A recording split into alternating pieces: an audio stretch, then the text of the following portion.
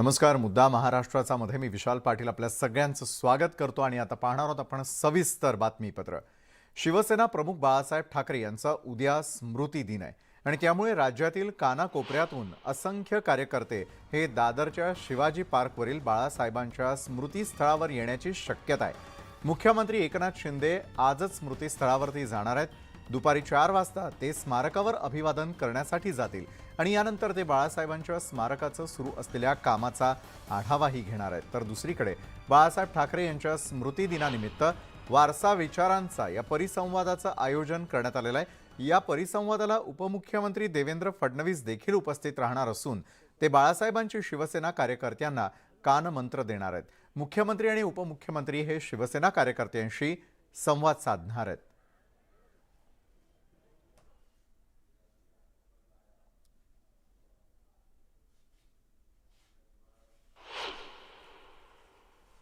मला वाटतं की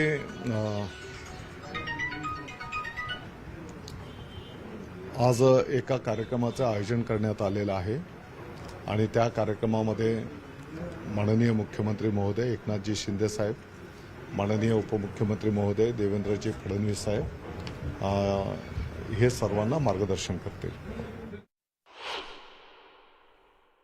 शिवसेना प्रमुख बाळासाहेब ठाकरे यांची उद्या म्हणजे 17 नोव्हेंबर रोजी 10वी पुण्यतिथी आहे आणि त्यानिमित्ताने दादरच्या शिवाजी पार्कमध्ये आज आणि उद्या वेगवेगळ्या कार्यक्रमांचं आयोजन केलं गेलेलं आहे. बाळासाहेबांची शिवसेना या पक्षाद्वारे मुख्यमंत्री रोजगार निर्मिती कार्यक्रम इथे आयोजित केला गेलेला आहे. आज स्वतः मुख्यमंत्री एकनाथ शिंदे इथे उपस्थित असतील, त्यांच्यासोबत असलेले सर्व आमदार सुद्धा इथे येतील.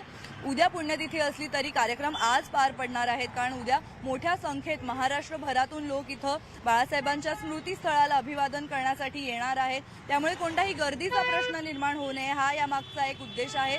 त्याचसोबत ठाकरे गट आणि शिंदे गट ह्या दोन्ही पक्षांचे जर कार्यक्रम उद्या झाले तर कोणताही संघर्ष निर्माण होऊ नये हे यामागचं कारण असल्याची माहिती आपल्याला मिळते. त्याचसोबत मुख्यमंत्री येणार असल्याने मोठा पोलीस बंदोबस्त इथं तैनात आहे आणि आपण पाहिलं तर सर्व प्रकारची तयारी या स्मृतीस्थळावर करण्यात येते.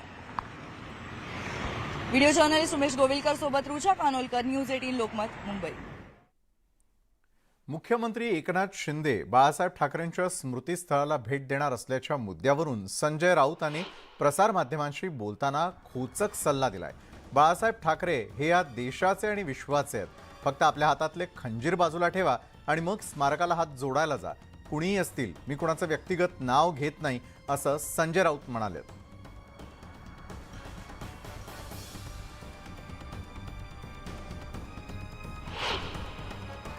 बाळासाहेब ठाकरे हे या देशाचे आणि विश्वाचे आहेत, बरं का. फक्त आपल्या हातातले खंजीर बाजूला ठेवा आणि मग स्मारकाला हात जोडायला जा.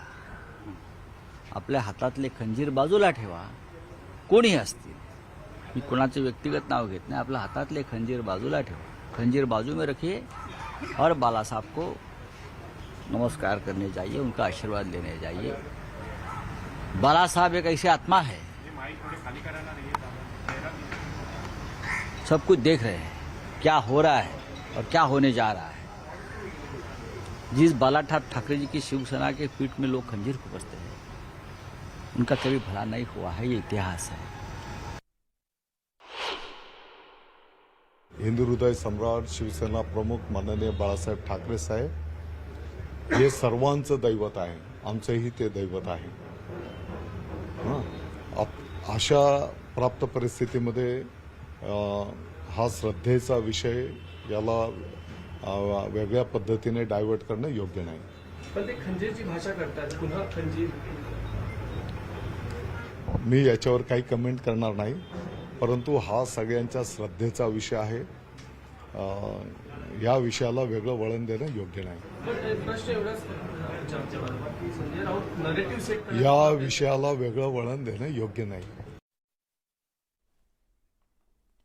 महाविकास आघाडी सरकारच्या काळामधील बृहन्मुंबई महापालिकेची प्रभाग संख्या वाढवण्याचा निर्णय रद्द करून ती पूर्ववत प्रभाग रचना करण्याच्या राज्य सरकारच्या नव्या अध्यादेशाला मुंबई उच्च न्यायालयामध्ये नव्यानं आव्हान देण्यात आलेलं आहे आणि या याचिकेवर आज तातडीनं सुनावणी घेण्याचं हायकोर्टानं निश्चित केलं आहे.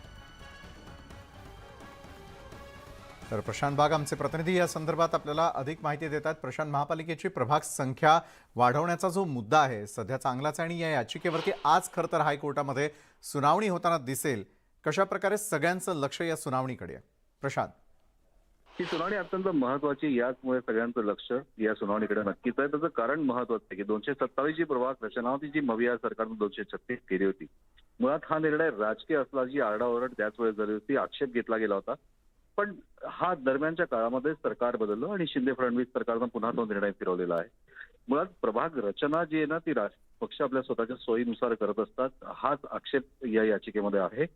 राजू पेडणेकर यांनी जो आक्षेप घेतलेला आहे शिवसेना उद्धव बाळासाहेब ठाकरे गटाचे, की त्यांनी हेच म्हटलंय की जी प्रभाग रचना 227 वरून 236 केली होती, हा मविया सरकारनं घेतलेला एक निर्णय होता. तो निर्णय का बदलला गेला, जरी दुसरं आलं तरी. आणि शिंदे फडणवीस सरकारनं ज्यावेळेस हा निर्णय गेल्या सरकारचा बदलला होता त्याच वेळेस त्यांनी म्हटलं होतं की स्वतःच्या सोयीनुसार, स्वतःच्या उमेदवारांच्या सोयीनुसार नवीन प्रभाग रचना, वॉर्ड रचना करण्यात आलेली आहे आणि यावरच त्यांनी घेतलेला हा आक्षेप होता. येत्या काळामध्ये होणारी बीएमसीची निवडणूक ही अत्यंत प्रतिष्ठेची सगळ्याच राजकीय पक्षांना आहे. त्यामुळे आजची सुनावणी ही सगळ्याच राजकीय पक्षांसाठी महत्वाची आहे. नक्कीच. थोड्याच वेळात सुनावणी सुरू होईल. अजिंक्य, धन्यवाद दिलेल्या माहितीसाठी. शिवसंग्रामचे दिवंगत नेते विनायक मेटे यांच्या अपघाती मृत्यू प्रकरणी कार चालकाविरोधात गुन्हा दाखल करण्यात आलेला आहे. रायगड जिल्ह्यामधील रसायनी पोलीस स्टेशनमध्ये चालक एकनाथ कदम याच्या विरोधात सदोष मनुष्यवधाचा गुन्हा नोंदवण्यात आलेला आहे. राज्य सीआयडीनं कलम 304 अंतर्गत हा गुन्हा दाखल केला आणि लवकरच कार चालक एकनाथ कदम याला ताब्यात घेतलं जाणार आहे.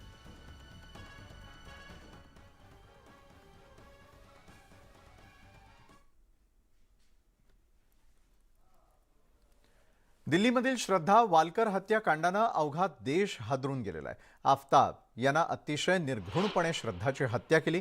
आफताबला फाशीची शिक्षा द्यावी अशी मागणी आता सर्वच स्तरातून केली जाते.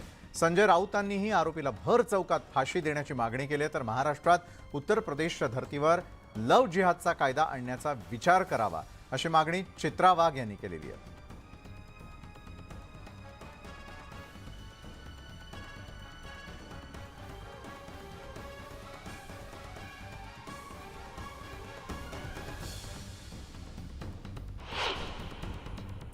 महाराष्ट्रातल्या एका मुलीची ज्या प्रकारे हत्या झाली हे अत्यंत धक्कादायक आणि दुर्दैवी आहे. अशा लोकांना, जे खुनी आहेत, हत्यारे आहेत, ह्यांच्यावर खटलेही चालवू नयेत. ह्यांच्यावर राजकारण जर कोणी करत असेल ते बंद केलं पाहिजे. ह्यांच्यावर खटले न चालवता हा जो परिस्थितीजन्य पुरावा आता समोर दिसतोय त्याच्या आधारे त्यांना भर चौकात फासावर लटकवलं पाहिजे. पुन्हा मी तुमच्यासाठी मेले असं म्हणून ती घरातून निघाली. त्या मुलावरती तिचं प्रेम होतं आणि ज्याच्यावर प्रेम होतं, ज्याच्यावर विश्वास होता, त्याने अशा पद्धतीने इतकं निर्घृण, अक्षरशः म्हणजे काय सांगू मी तुम्हाला, की जनावराला पण लाजवेल. आपण असा विचार पण नाही करू शकत आहे कसं फ्रीजमध्ये ठेवलं आणि कशा पद्धतीने तुकडे तुकडे तिचे, म्हणजे काय मानसिकता असू शकते, काय क्रूरता असू शकते. आणि असल्या आरोपींना तर फाशीच दिली पाहिजे, अगदी फाशी दिली पाहिजे. अजिबातच त्यांच्या असल्या लोकांना सोडता कामा नये. फार भयानक आहे ज्या पद्धतीने ही घटना पुढे आली. अंगावरती काटा येणाऱ्या घटना घडत आहेत. श्रद्धा वालकर या तरुणीची दिल्लीत झालेली निर्घृण हत्या आणि त्यानंतर तिच्या शरीराची झालेली विटंबना हे माणुसकीला काळीमा फासणारे आहे. मिसिंग तक्रार दाखल झाल्यानंतर मुंबई पोलीस व दिल्ली पोलिसांनी या घटनेचा तपास करत आरोपीचा छडा लावलेला आहे. पण यामध्ये खरे आव्हान आहे ते या घटनेचे ठोस पुरावे आणि आरोपीच्या विरोधात सशक्त दोषारोपपत्र सादर करण्याचे. यामध्ये राज्य महिला आयोगाने राष्ट्रीय महिला आयोगाला पत्राद्वारे कळवलेले आहे. यामध्ये पत्रव्यवहार करत असताना या आरोपीला लवकरात लवकर फाशीची शिक्षा व्हावी आणि यामध्ये हा तपास फास्ट ट्रॅक कोर्टामध्ये चालावा असं या पत्रामध्ये नमूद केलेलं आहे. तर भाजप आमदार राम कदम यांनी दिल्लीच्या पोलीस आयुक्तांना पत्र लिहिलेलं आहे. या हत्याकांडाची लव जिहादच्या दृष्टिकोनातून चौकशी करावी अशी मागणी त्यांनी केलेली आहे. आफताब यानं मुंबईतील श्रद्धाची निर्घृणपणे हत्या केलेली होती.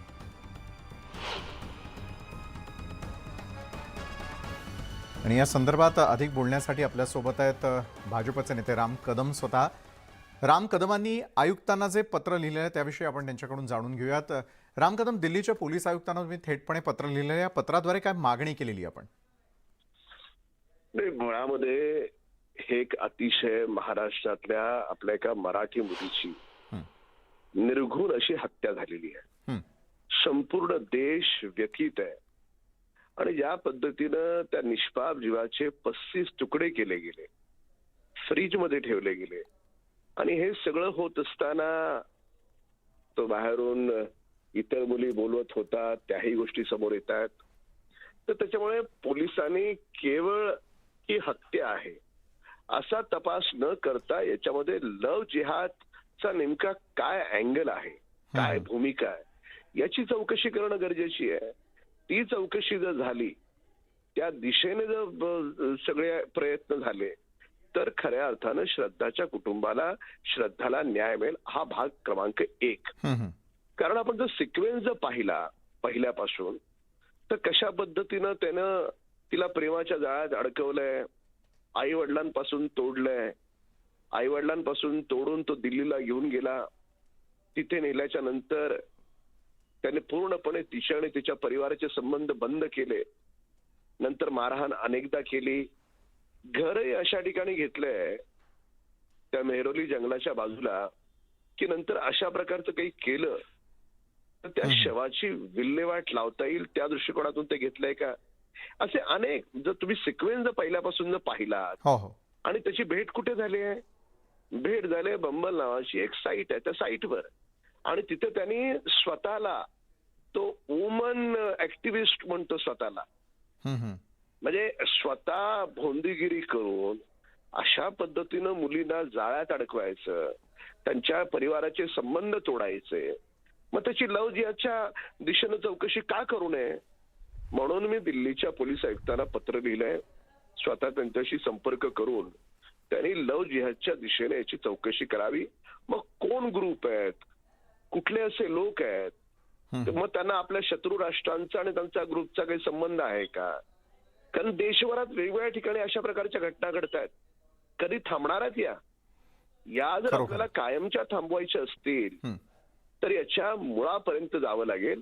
हे प्रकरण अतिशय गंभीर आहे. नक्कीच मुळापर्यंत जाण्याचं आवाहन आपण करताय. भाजपचे आमदार राम कदम आपल्यासोबत जोडले गेले होते. धन्यवाद राम कदम, तुम्ही आमच्यासोबत बोललात. श्रद्धाच्या हत्येनं संपूर्ण देश हादरलेला असताना लव्ह जिहादच्या दिशेनं चौकशी करा अशी मागणी राम कदम यांनी केलेली आहे. वळूयात पुढच्या बातमीकडे. महाज्योती संस्थेतील व्यवस्थापकीय संचालक बदला अशी मागणी भाजपचे आमदार गोपीचंद पडळकर यांनी केलेली आहे. याबाबत त्यांनी राज्याचे उपमुख्यमंत्री देवेंद्र फडणवीस यांना पत्र लिहिलंय. महाज्योतीच्या संचालकांकडून आणि प्रशासकीय यंत्रणेकडून महाविकास आघाडी सरकारच्या काळातील कंत्राटच पुढे रेटली जात आहेत आणि यामुळे माध्यमांमध्ये शिंदे फडणवीस सरकारच्या प्रतिमेला तडा जातोय आणि त्यामुळे संस्थेतील व्यवस्थापकीय संचालक बदलून तिथे पूर्ण वेळ आणि बहुजन विद्यार्थ्यांचे प्रश्न संवेदनशीलतेनं हाताळणाऱ्या अधिकाऱ्याला संधी द्यावी असं आमदार गोपीचंद पडळकर यांनी म्हटलंय.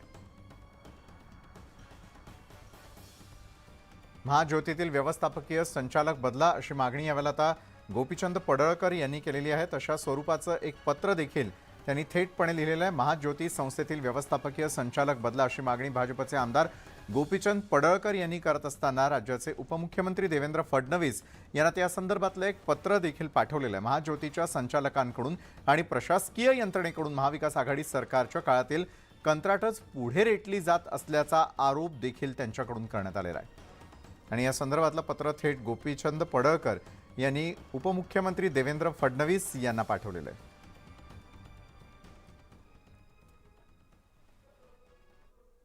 बातमी पुण्यातून येते. पुण्याच्या शनिवारवाडा प्रांगणामध्ये अनधिकृत दर्ग्याचा मुद्दा तापण्याची शक्यता आहे.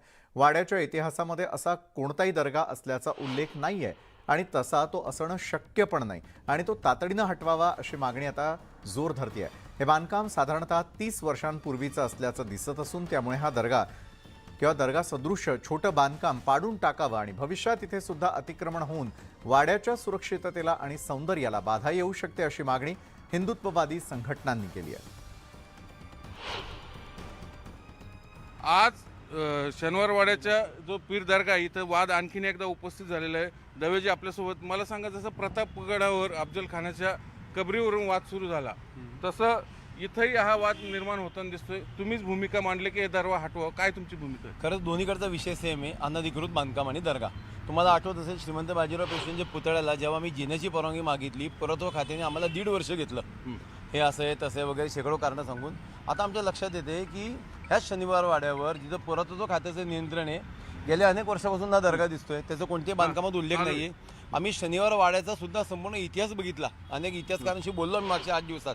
ह्या वाड्याची जमीन घेण्यापासून वास्तुशांती, भूमिपूजन सर्व इतिहास उपलब्ध असताना त्या काळात इथं कधी कोणत्याही दर्गा नव्हता. पेशव्यांच्या काळात हा दर्गा राहणं शक्य नाही.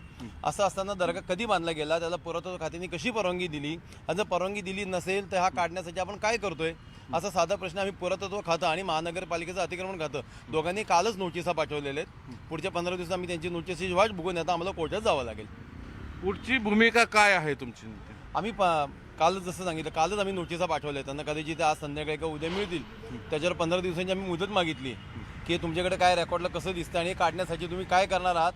त्याच्यावर आम्ही त्यांचं उत्तर आल्यावर ठरवू काय करायचं. गरज पडली तर आम्ही कोर्टात सुद्धा जाऊ, परंतु हटलं पाहिजे. उद्या इथं भव्य अतिक्रमण वाढलं, कुणीतरी परत 2 मजली बिल्डिंग बांधण्याचा प्रयत्न केला, तर शनिवार वाड्याचं जे छत्रपती शिवाजी महाराजांचं एक वारसांचा तो हे आहे, सगळा उल्लेख आहे शनिवार वाड्याला, इतिहास आहे. अशा ठिकाणी अशा काही गोष्टी चालणार नाही हे निश्चित आहे. पेशवेकालीन इतिहासाचे अभ्यासक पांडुरंग बलकवडे यांनीही शनिवार वाड्याजवळचा दर्गा बेकायदेशीर असल्याचं म्हटलंय. इतिहासामध्ये या कबरीची कुठेही नोंद नसून ब्रिटिश काळात ही कबर तिथं बांधली गेलेली असून अलीकडच्या काळात त्याला रंगरंगोटी करून उदात्तीकरण सुरू असल्याचं बलकवडे म्हणाले. दवेंनी ती कबर हटवण्याची मागणी केली. जसं प्रतापगडाच्या पायथ्याशी जी अफजल खानाची कबर होती तिथलं अतिक्रमण काढलं, तसं इथंही अतिक्रमण झालं असं दवेंचा दावा आहे. नेमका इतिहास काय?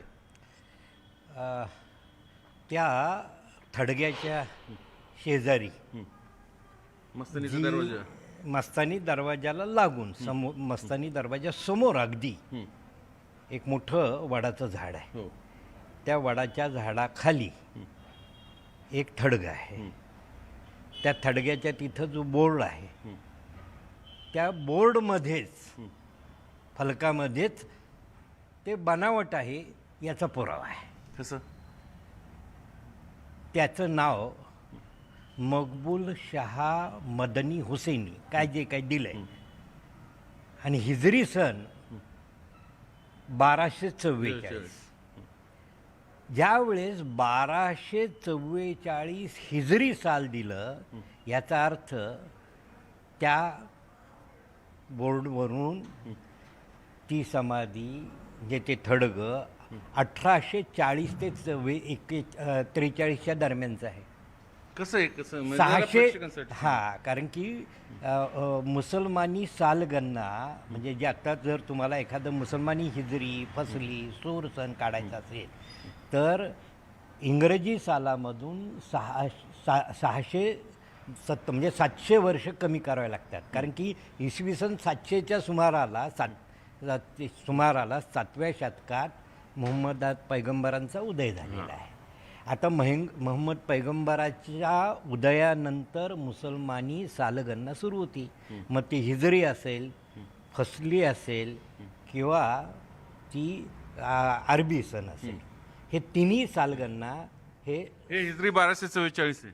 699 म्हणजे ते 1244, याचा अर्थ ते 1840 ते 44च्या दरम्यान हे सालगणना आहे. त्या काळात पेशवाईचं पाडव झालं. हा, 1844 साली मराठी राज्य बुडलं होतं. म्हणजे पेशवाई म्हणण्यापेक्षा मराठी राज्य 1818 साली बुडलं. इथं ब्रिटिश राज्य आलं.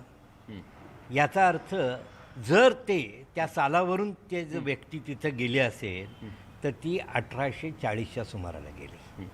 म्हणजे त्याचा ना मराठी राज्याशी संबंध ना पेशव्यांशी संबंध. Video journalist Ganesh Kadam, Chandrant Punde, news 18 Lokmat, Pune. प्रतापगडावरील अफजल खानाच्या थडग्याचं अतिक्रमण काढल्यानंतर प्रतापगड उत्सव समितीकडून सुधीर मुनगंटीवारांचं अभिनंदन करण्यात आलेलं आहे. नियोजन कौशल्यामुळेच गनिमी काव्याचा वापर करून प्रशासनानं कोणताही अडथळा न येऊ देता हे शिवकार्य पार पाडलं. या कार्याच्या नियोजनासाठी सुधीरभाऊ आठवडाभर काम करत होते आणि त्यामुळेच महाराष्ट्राला सुखद धक्का बसला आणि शिवप्रतापभूमी विदेशद्रोह्यांच्या अतिक्रमणातून मुक्त झाल्याचं कौतुक त्यांनी केलेलं आहे. आणि या ठिकाणी या ज्या सगळ्या थडगी आहेत, अफजल खानाच्या थडग्याच्या व्यतिरिक्त जी थडगी आहेत ती सगळी बनावट आहेत आणि सरकारने ही सगळी बनावट थडगी उचकटून फेकून दिली पाहिजेत आणि कोणत्याही प्रकारे जो ढोंगी सर्वधर्म समभाव असतो त्याच्या आहारी न जाता शासन आणि प्रशासन या बाबतीत काम करेल. या सगळ्या प्रतापगडाच्या पायथ्याच्या भूमीला, जनीच्या टेंबाला शिवप्रताप भूमी हे नाव द्या आणि त्या ठिकाणी अफजल खान बद्दलचं भव्य दिव्य जागतिक दर्जाचं स्मारक उभं करा अशी महाराष्ट्रातल्या सर्व शिवभक्तांची मागणी आहे. बारामती तालुक्यामधील कोराळे इथं ऊस तोडणी करायला गेलेल्या मजुराच्या लहान मुलावर कुत्र्यानं हल्ला केला. बारामतीच्या डॉक्टरांनी या मुलावर यशस्वी शस्त्रक्रिया करून या मुलाचे प्राण वाचवलेत. या मुलाच्या शरीरावर 55 टाके टाकण्यात आलेले आहेत. सोमेश्वर सहकारी कारखान्याच्या कार्यक्षेत्रात ऊस तोडणी करायला गेलेल्या 2 वर्षाच्या युवराज राठोड या चिमुकल्यावर कुत्र्यानं जीवघेणा हल्ला केला होता आणि या हल्ल्यामध्ये गंभीर जखमी झालेल्या या मुलाला बारामती शहरातील श्रीपाल हॉस्पिटलमध्ये दाखल करण्यात आलं होतं. हॉस्पिटलमधील doctor Rajendra Mutha, doctor Saurabh Mutha, doctor Ashutosh Atole यांनी तब्बल 2 तास शस्त्रक्रिया करून या मुलाचे प्राण वाचवले. जितेंद्र जाधव आमचे प्रतिनिधी या संदर्भात अधिक माहिती देत आहेत. जितेंद्र, भटक्या कुत्र्याच्या जीवघेणा हल्ल्यातून या चिमुकल्याला वाचवण्यामध्ये यश आलेल्या डॉक्टरांनी केलेली शस्त्रक्रिया कशा प्रकारे पार पडली? अजिंक्य, अगदी खरं आहे. कारण काही परवा दिवशीची घटना घडली होती दुपारी, जी ऊसतोड मजूर करायला गेल्यानंतर आपली लहान मुलं झाडाखाली म्हणा किंवा सावलीखाली अशा ठिकाणी मुलांना घेऊन आपले हे ऊसतोड मजूर काम करीत असतात. अशातच ही घटना घडलेली. त्याच्यावर हल्ला केल्यानंतर स्थानिक हॉस्पिटलमध्ये त्याला दाखल करण्यात आले होते. परंतु धन्यवाद दिलेल्या माहितीसाठी. आज चंद्रावरती आर्टेमिस पाठवण्याचा 3रा प्रयत्न होतोय. पुढील पिढीचे रॉकेट आर्टेमिस चंद्राच्या मोहिमेवरती पाठवण्याच्या 3ऱ्या प्रयत्नासाठी केनेडी स्पेस सेंटरमध्ये तयारी सुरू आहे. US स्पेस एजन्सी नासाचे पुढील पिढीचे रॉकेट म्हणून हे ओळखलं जातं. आर्टेमिसच्या चंद्रावरचं हे पहिलं उड्डाण असेल. तर अगदी काही क्षणामध्ये ते पार पडतानाची आपण थेट दृश्य केवळ न्यूज 18 लोकमतवर पाहतोय. आर्टेमिसच्या चंद्रावरचं हे पहिलं उड्डाण पार पडतंय आणि त्याचा काउंट डाऊन सुरू झाल्याचं देखील आपण यावेळेला पाहतोय. तर चंद्रावरची जी ही महत्त्वपूर्ण मोहीम म्हणून पाहिलं जात आहे नासाचं मिशन मून, याच्या निमित्तानं पुढील पिढीचे रॉकेट आर्टेमिस चंद्राच्या मोहिमेवरती पाठवण्याच्या 3ऱ्या प्रयत्नासाठी केनेडी स्पेस सेंटरमध्ये सुरू असलेली तयारी आपण दृश्यांच्या माध्यमातून पाहिलेली आहे. तर US स्पेस एजन्सी नासाचं हे पुढचं पाऊल म्हणून देखील ओळखलं जात आहे.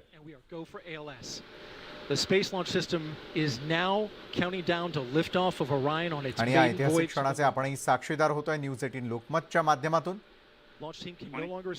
आर्टेमिस 1 चंद्राकडे झेपावलंय. नासाचं मिशन मून अतिशय महत्वाची अशी आणखी एक मोहीम आणि या ऐतिहासिक क्षणाचे आपणही साक्षीदार, कारण आज चंद्रावरती आर्टेमिस पाठवण्याचा जो प्रयत्न आहे थेट दृश्य आपल्याला पाहतोय त्याची संपूर्ण तयारी करण्यात आलेली आहे. केनेडी स्पेस सेंटर मधून तयारी सुरू करण्यात आली.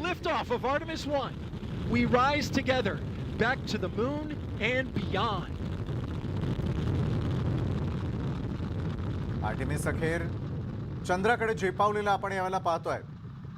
नासाचं हे मिशन मून म्हणून ओळखलं जातं. आर्टेमिस चंद्राच्या मोहिमेवरती पाठवण्यासाठी केनेडी स्पेस सेंटर सज्ज झालेलं होतं आणि केनेडी स्पेस सेंटर मधून ही थेट दृश्य आपण पाहतोय. US स्पेस एजन्सी नासानं हे पुढचं पाऊल टाकत रॉकेट आर्टेमिसला चंद्रावरती पाठवण्याची तयारी केलेली होती आणि चंद्राच्या दिशेनं झेपावलेलं आर्टेमिस आपण थेटपणे पाहतोय. आर्टेमिस 1 म्हणून ते ओळखलं जातं.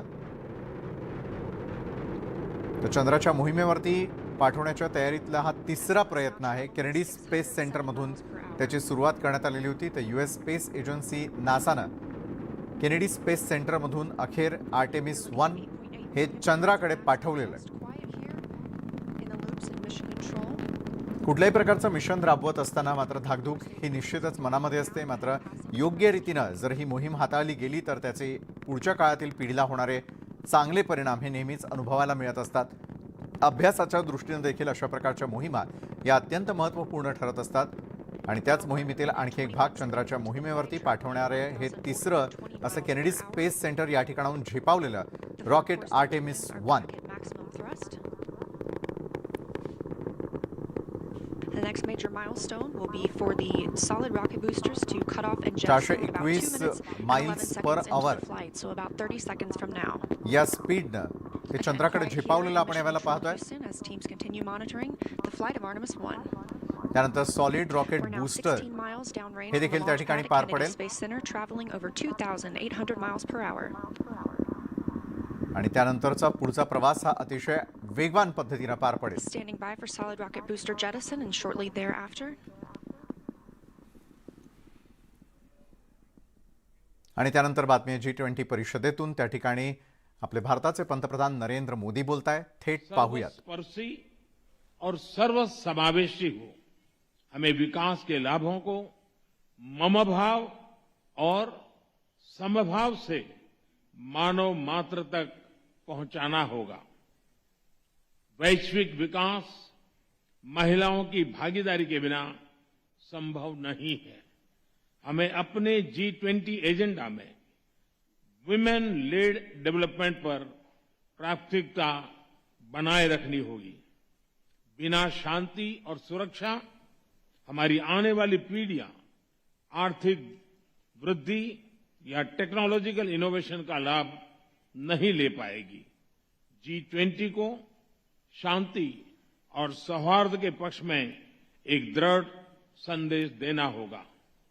यह सभी प्राथमिकताएं भारत की G20 अध्यक्षता की theme one earth, one family, one future में पूर्ण रूप से समाहित है.